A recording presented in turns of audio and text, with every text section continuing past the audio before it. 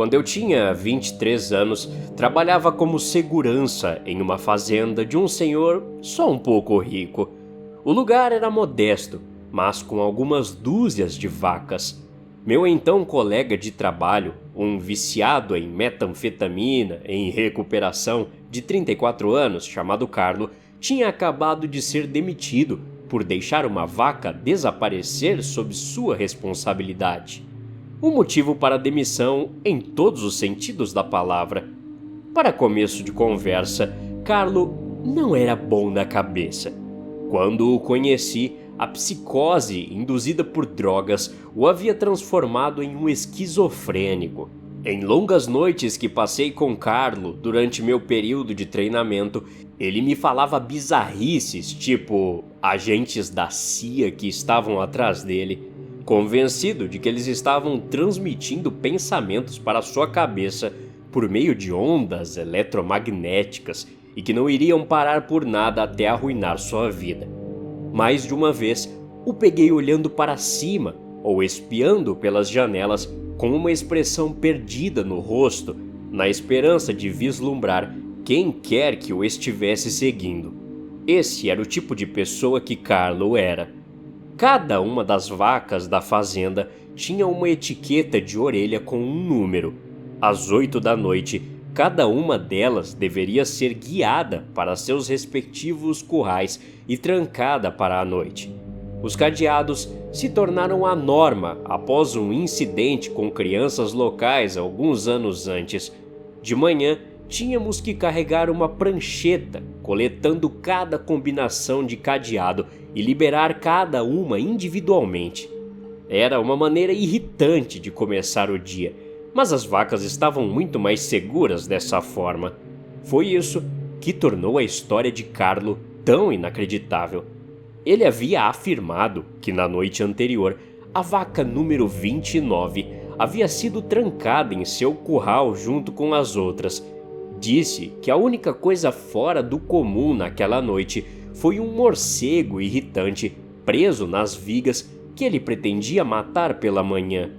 Para que sua alegação fosse verdadeira, um intruso teria que ter destrancado o celeiro com um conjunto de chaves, depois destrancado o curral da 29 com a combinação correta e, por fim, fechar as duas fechaduras e sair sem ser detectado. Ou então, outra possibilidade seria o intruso ter pego a vaca de 1.600 quilos e pulado por uma janela. Duas possibilidades bem difíceis. Considerando o hábito de Carlo de abandonar seus deveres para se contorcer e alucinar no canto, uma pequena parte de mim acreditava que algum ladrão qualquer poderia ter enganado ele e roubado a vaca. Meu chefe, no entanto, um cabeça quente de 50 anos, concluiu que Carlo devia estar envolvido no desaparecimento da vaca e o mandou embora imediatamente. Sem ninguém para preencher o lugar de Carlo, meu chefe se ofereceu para me pagar a mais por cada um dos deveres de Carlo que eu pudesse completar até que recebêssemos um novo funcionário. Naturalmente, eu concordei. Eu voltaria para a faculdade em algumas semanas e precisava de todo o dinheiro que pudesse conseguir. Minha primeira noite de volta ao trabalho começou normalmente. Como agora estaria fazendo o trabalho de 2 seguranças, cheguei cedo para conseguir fazer as tarefas que seriam de Carlo. Comecei passando pelo celeiro.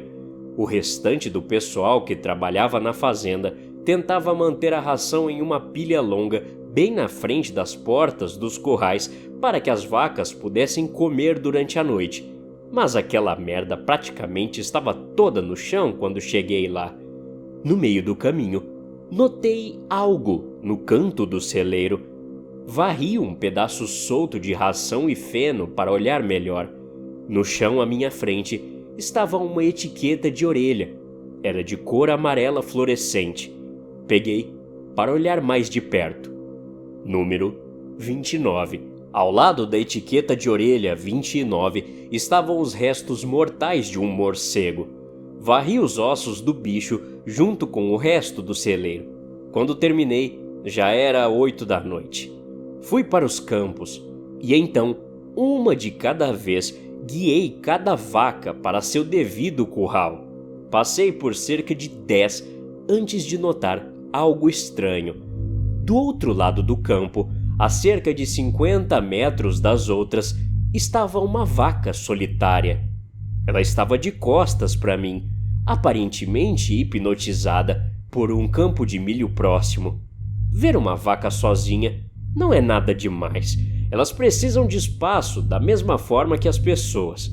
O que era estranho era a forma como sua cauda estava, bem esticada como uma régua. Ela estava parada, como se estivesse com medo de escorregar, com os pés bem plantados e separados.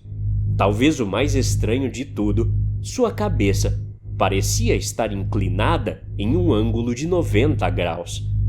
Péssima informação para contar ao meu chefe. Só nesse ano ele já teve que abater muitas vacas doentes, mas perder 2 em uma semana poderia ser o suficiente para deixá-lo nervoso de vez. Decidi deixar aquela vaca para guardar no final, enquanto continuava a guiar as outras. Estar no comando do dobro da quantidade de vacas que eu estava acostumado era demorado. Levei quase 1 hora para reuni-las. Quando tranquei a número 36, já era 9 da noite. Eu deveria estar fazendo minhas rondas naquele momento, especialmente dadas as circunstâncias, mas eu ainda tinha aquela última vaca para guardar. Enquanto pensava em quanto tempo levaria para destrancar cada vaca pela manhã, percebi algo que me deixou com o sangue frio. O único curral que estava vazio era o número 29. Fui para o campo. Ela estava lá. Era a vaca que eu tinha visto? Não havia se movido 1 centímetro desde que a vi na primeira vez. Era surreal ver uma criatura congelada em uma posição tão estranha. Quando me aproximei dela, pude ouvir um murmúrio abafado. Era diferente de qualquer barulho que eu já tinha ouvido de uma vaca. Assoviei para a vaca antes de me aproximar para evitar assustá-la. Em um instante, o murmúrio cessou. A orelha esquerda da vaca se ergueu e começou a oscilar em espasmos. Eu podia dizer que guardar essa vaca seria um desafio. Esfreguei suas costas em uma tentativa de acalmá-la. O vínculo é fundamental ao estabelecer qualquer tipo de relacionamento com um animal. Nunca havia interagido com a 29 antes, então éramos estranhos um para o outro. Sua pele parecia estranha, como argila com couro por cima. Dei a volta para ver seu rosto. Seus olhos estavam abertos, correndo de um lado para o outro, sua boca aberta e caída para o lado. Examinei sua orelha esquerda, procurando um lugar para inserir novamente sua etiqueta, mas não havia nenhuma perfuração. Amarrei uma guia na boca da 29 e comecei a guiá-la. Era como tentar arrancar uma árvore com uma corrente de bicicleta. Cada puxão que eu dava era inútil. Comecei a colocar meu peso todo, mas ainda nada. Seu corpo não mostrava nenhum sinal de ser afetado pelo meu peso corporal. As vacas são criaturas fortes, mas não são feitas de pedra. Eu estava perplexo. Depois de 15 minutos tentando, decidi que era inútil continuar. Com a hora passando, eu não podia mais me dar ao luxo de negligenciar minhas rondas. Comecei a caminhar para o posto de segurança para pegar minha lanterna e continuar a noite. Enquanto ponderava minhas escolhas de vida e caminhava por um campo minado de bostas de vaca, ouvi um trote lento. Olhei para trás. A vaca havia se movido. A 29 agora estava de frente para mim. "Olha, deixou de ser tímida", falei como forma de aliviar meu nervosismo. Virei-me e continuei caminhando em direção ao portão. Quando cheguei à metade do campo, comecei a ouvir o trote novamente. Era mais alto e mais rápido desta vez. Sem me virar para encarar a vaca, entrei no celeiro e comecei a mexer no cadeado da 29. 3 para a esquerda, 32 para a direita, 23 para a esquerda. Quando a fechadura abriu, ouvi as tábuas do chão atrás de mim rangendo. Um barulho lento e monótono se transformou em um barulho doentio. Espero por Deus que o que quer que essa vaca tenha não seja contagioso, pensei antes de me virar. Toda a cor drenou do meu rosto quando fui recebido pela visão da vaca, agora de pé, parada à minha frente, em suas patas traseiras. A cabeça da 29 estava inclinada para o lado, com um olho focado em mim. Sua pupila parecia crescer e diminuir rapidamente, enquanto ela olhava meu corpo inteiro.